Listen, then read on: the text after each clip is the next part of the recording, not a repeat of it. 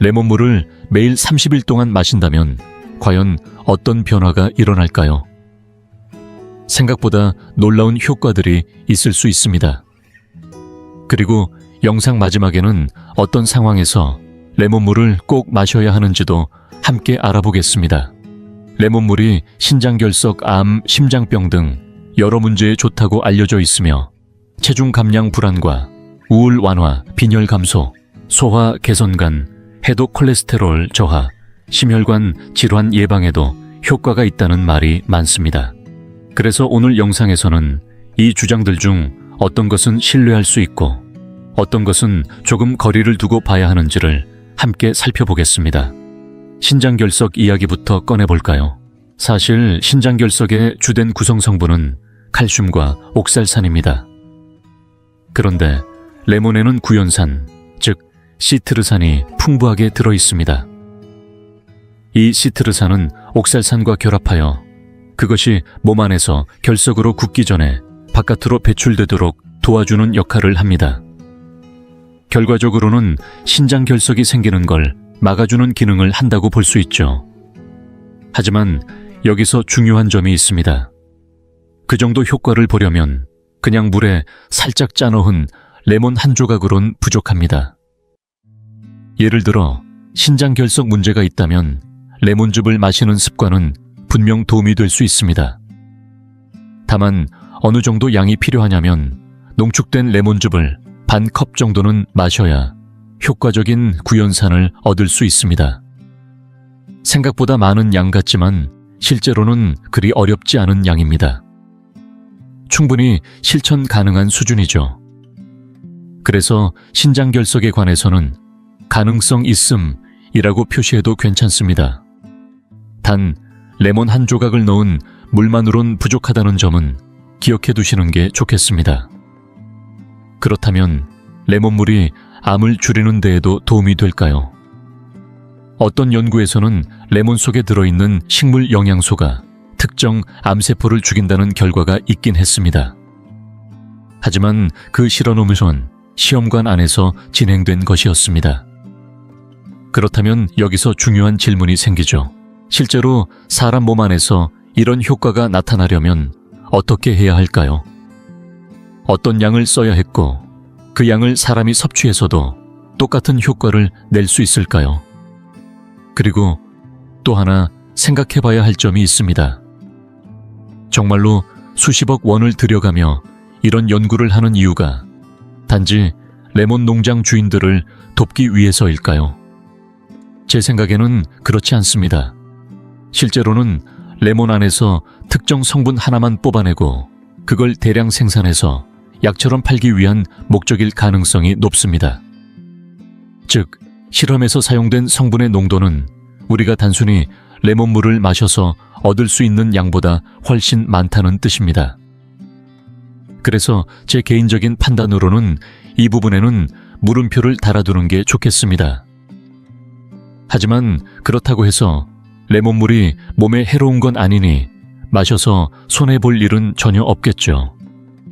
그렇다면 레몬물이 심장 건강을 지켜주는 데 도움이 될까요? 어떤 분은 이렇게 말합니다. 비타민C가 풍부한 과일과 채소를 자주 먹으면 뇌졸중이나 심혈관 질환 예방에 좋다는 연구 결과가 있다더라. 그리고 나서 덧붙이죠. 레몬은 비타민C가 많으니 결국 레몬이 심장병을 막아줄 수 있다는 겁니다. 그런데 여기엔 조용히 짚고 넘어가야 할 문제가 하나 있습니다. 그 연구는 비타민C 자체가 심장을 보호한다고 말하지 않았습니다. 단지 심장에 좋은 특정 채소들이 공교롭게도 비타민C를 많이 함유하고 있다는 것뿐이었죠. 다시 말해 레몬에 들어있는 비타민C가 심장에 좋다는 직접적인 증거는 어디에도 없다는 얘기입니다. 두 개의 전혀 관련 없는 내용을 서로 이어붙여 억지 결론을 만들어낸 셈이죠. 물론 저도 레몬이 심장에 해롭다고 말하고 싶은 건 아닙니다. 그렇다고 무조건 도움이 된다고 단정 지을 수도 없는 거죠. 논리적인 흐름이 성립되지 않으면 그 결론은 아무리 듣기 좋아도 받아들이기 어렵습니다. 요즘엔 워낙 다양한 주장이 넘쳐납니다. 작은 단서 하나만 발견해도 그걸 근거로 어마어마한 효과를 주장하는 일이 비일비재하죠. 또 하나 흥미로운 주장을 하나 소개해 드릴게요. 어떤 매체에서는 이렇게 말하더군요. 레몬즙에는 섬유질이 풍부해서 포만감을 높여 다이어트에 도움이 된다. 처음 들었을 때 저는 솔직히 놀랐습니다. 레몬즙이 섬유질이 풍부한 식품이라는 생각 단 한 번도 해본 적이 없었기 때문이죠. 그래서 직접 확인해 보기로 했습니다. 생레몬즙을 2큰술, 그러니까 약 30g 정도 마셨다고 가정해보면 그 안에 들어있는 식이섬유는 고작 0.1g에 불과합니다. 일일 권장량으로 따지면 0% 수준입니다. 그러니 섬유질이 풍부하다는 표현은 아무리 좋게 봐도 과장입니다. 또 다른 곳에서는 레몬수가 불안감과 우울감을 줄이는데 효과가 있다고 주장합니다. 이 주장의 근거는 이렇습니다. 몸속에서 신경신호 전달에 중요한 역할을 하는 대표적인 전해질 2가지, 바로 나트륨과 칼륨이 균형을 이루는 것이 정서 안정과 관련이 있다는 점입니다. 이 부분은 과학적으로도 맞는 이야기입니다.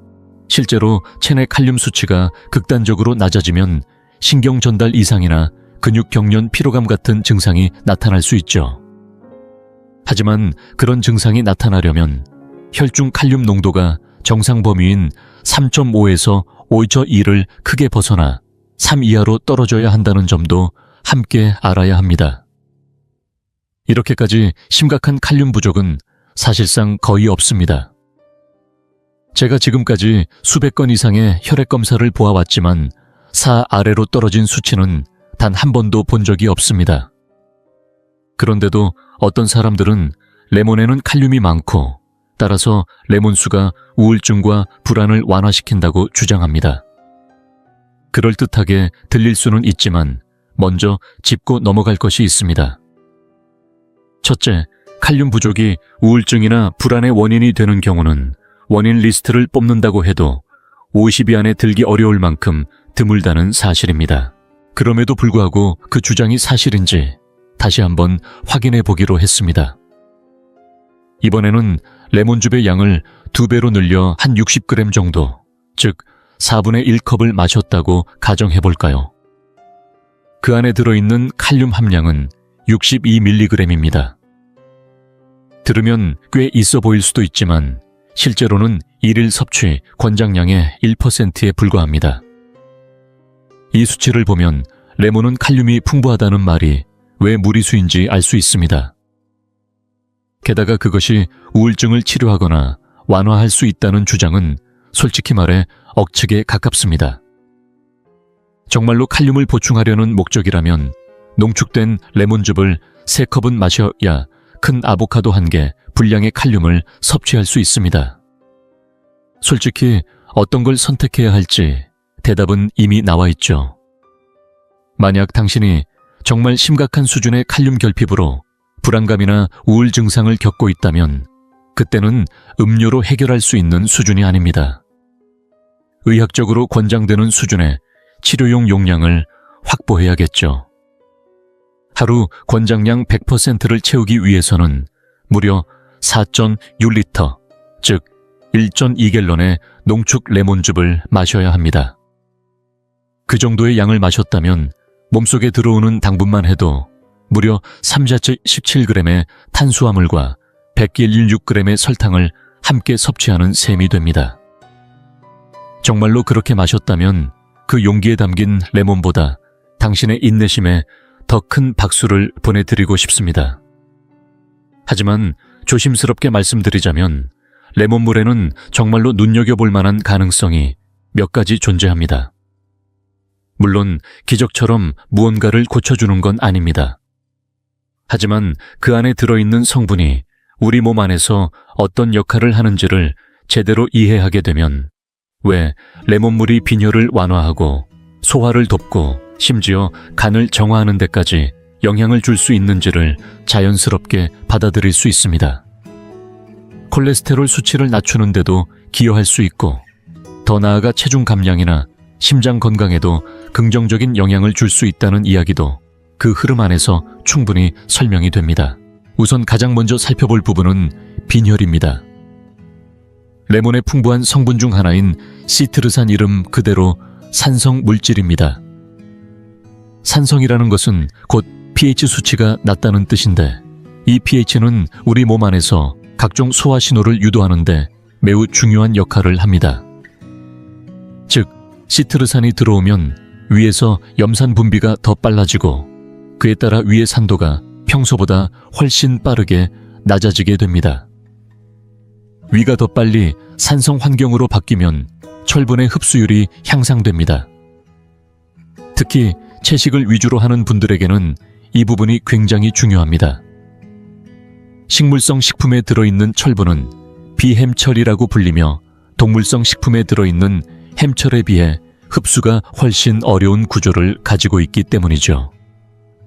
하지만 산도가 충분히 낮아지면 이 비햄철도 어느 정도 흡수될 수 있기 때문에 채식을 하시는 분들에겐 산을 유도하는 음식 섭취가 빈혈을 예방하는 데 실질적인 도움이 될 수 있습니다.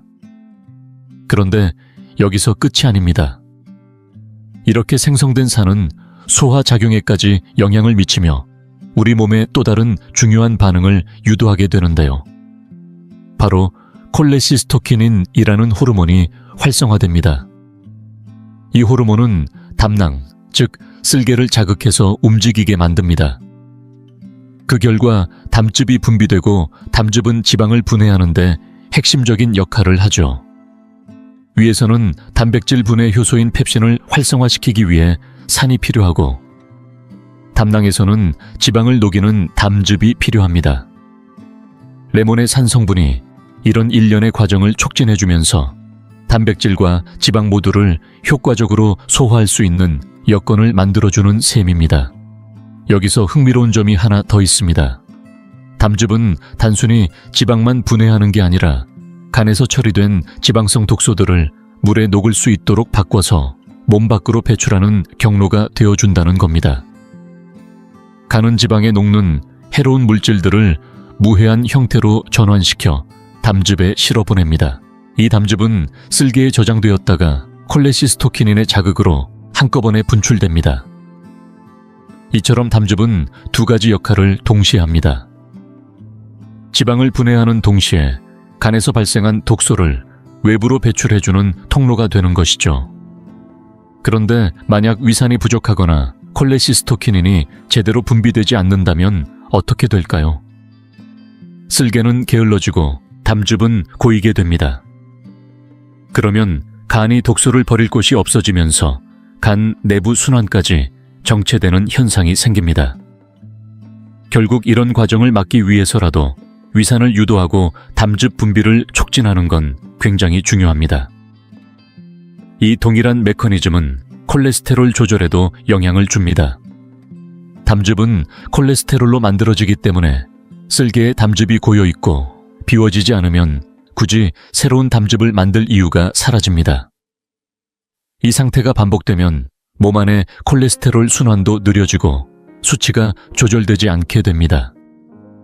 하지만 담즙을 자주 비워내고 쓸개를 활발하게 만들어주면 몸은 새로운 담즙을 만들기 위해 콜레스테롤을 적극적으로 사용하게 되고, 이 흐름 속에서 자연스럽게 콜레스테롤 수치도 균형을 맞춰가게 되는 겁니다. 그런데 이야기가 이제부터 진짜 흥미로워집니다. 이번엔 탄수화물이 몸 안에서 어떻게 소화되는지에 대해 한번 짚어보겠습니다. 입속에는 침이 분비되는데 그 침 안에는 타액 아밀라제라는 소화 효소가 들어있습니다. 이 효소는 탄수화물을 처음으로 분해하는 역할을 하죠.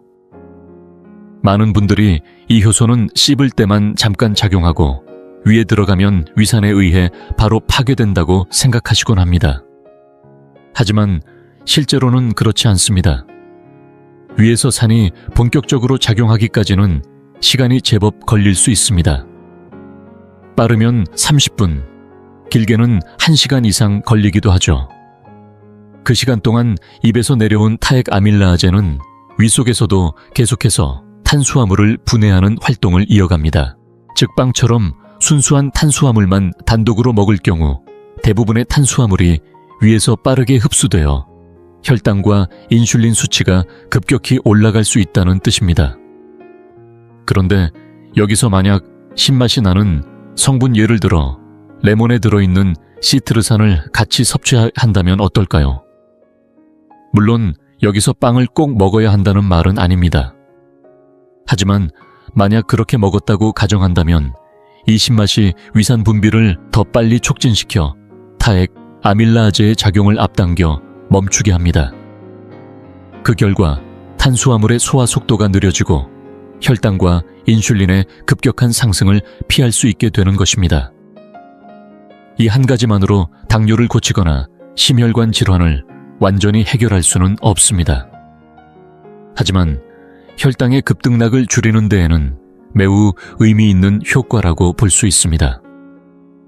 무엇보다 혈당은 단순히 낮은 게 중요한 것이 아니라 안정적으로 유지되는 것이 훨씬 더 중요합니다. 혈당이 자주 급격하게 오르내리면 몸에 미치는 손상이 훨씬 더 큽니다. 그래서 혈당을 조금만 더 안정적으로 관리할 수 있어도 식사 후 허기짐도 줄어들고 식욕 조절도 더 수월해집니다. 탄수화물에 비교적 잘 적응되어 있고 건강을 유지하는 목적으로 식단을 관리하는 분이라면 식사할 때 약간의 식초나 레몬즙을 곁들이는 것만으로도 혈당의 급격한 상승을 막는 데 큰 도움이 될 수 있습니다.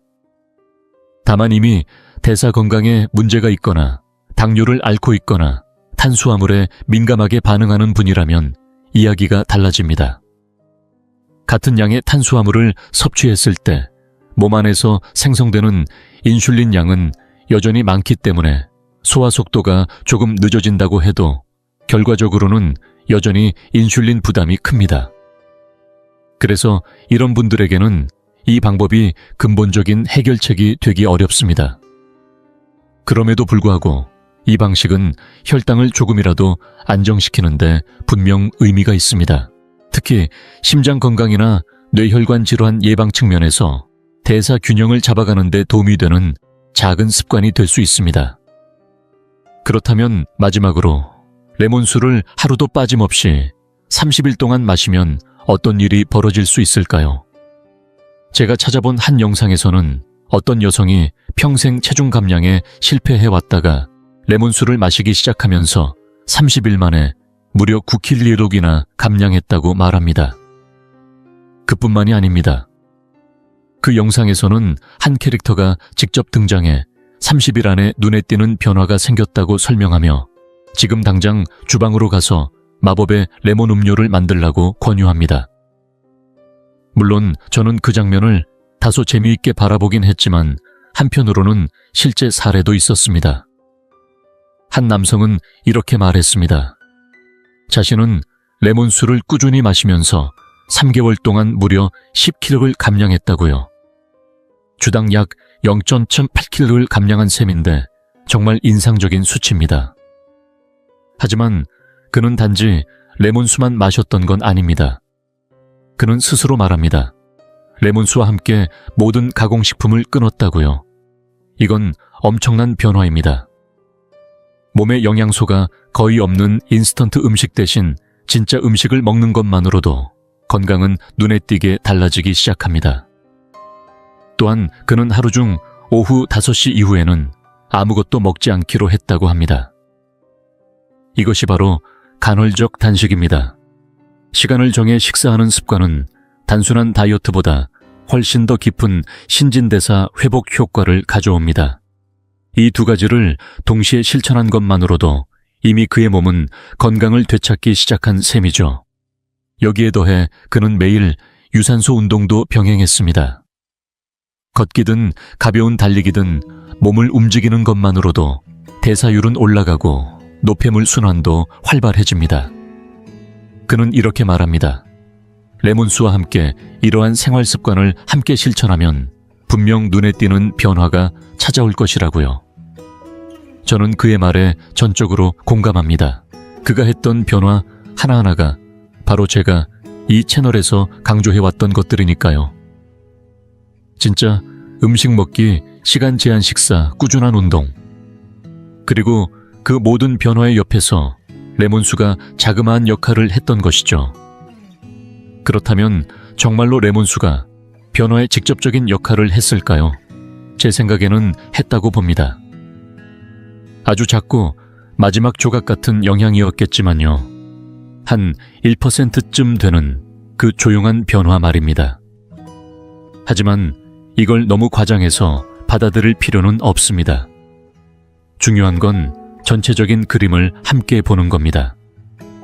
30일을 일하는 시간 동안 우리가 앞에서 이야기했던 생리적 메커니즘을 기반으로 분명 몸에 좋은 변화를 느낄 수는 있습니다. 이론적으로도 맞는 흐름이고 실제로도 불가능한 이야기는 아닙니다. 그렇다고 해서 제 건강 전체를 오직 레몬수 한 잔에만 맡길 수는 없겠죠. 그럼에도 불구하고 제가 매일 레몬수를 마시는 이유는 분명합니다. 맛있기 때문입니다. 저는 탄산수에도 레몬을 넣고 된장국을 끓이면서도 마지막에 레몬을 몇 방울 넣습니다. 우리 집 반찬 중에 레몬이 들어가지 않는 날이 거의 없을 정도죠. 그 신선하고 밝은 산미, 저는 그 맛을 정말 좋아합니다. 혹시 여러분도 30일 동안 레몬수를 마시고 건강이 크게 좋아졌다고 느끼셨다면 그때 한번 되돌아보셨으면 좋겠습니다. 그 한 달 동안 혹시 다른 것도 바꾸지 않으셨나요? 탄산음료 대신 레몬수를 마시기 시작했다면 그 변화 하나만으로도 삶의 질은 분명 달라졌을 겁니다. 탄산 6캔 대신 맑은 레몬수가 들어갔다면 몸이 반응하지 않을 수 없겠죠. 그런데 많은 분들이 간과하는 게 하나 있습니다. 그건 바로 마음의 전환입니다. 무언가를 30일 동안 꾸준히 실천하기로 마음을 먹는 순간 자기 자신에 대한 믿음이 생기기 시작합니다. 나도 할 수 있구나 라는 작은 확신이 다른 행동으로 자연스럽게 이어지게 되죠. 레몬수를 마시기 시작했던 그 남성도 사실은 레몬수만 마신 게 아니라 그때부터 인생 전체를 새롭게 바꾸기 시작한 겁니다. 이런 결정은 사람의 마음속에서 아주 조용히 그러나 강력하게 퍼져나갑니다. 헬스장에 등록하게 되고 그동안 미뤄왔던 걷기를 시작하게 되고 산책 나간 김에 한 정거장 더 걷게 되고 가끔 당기던 과자는 어느새 손이 가지 않고 술도 덜 마시게 되고 운동으로 땀이 흐른 덕분에 밤잠도 깊이 자게 되고 결국 그 모든 것이 하나의 순환처럼 연결되기 시작하는 거죠. 결국 그렇게 달라진 인생을 되돌아보며 사람들은 이렇게 말하게 됩니다. 내가 레몬수로 건강을 되찾았어.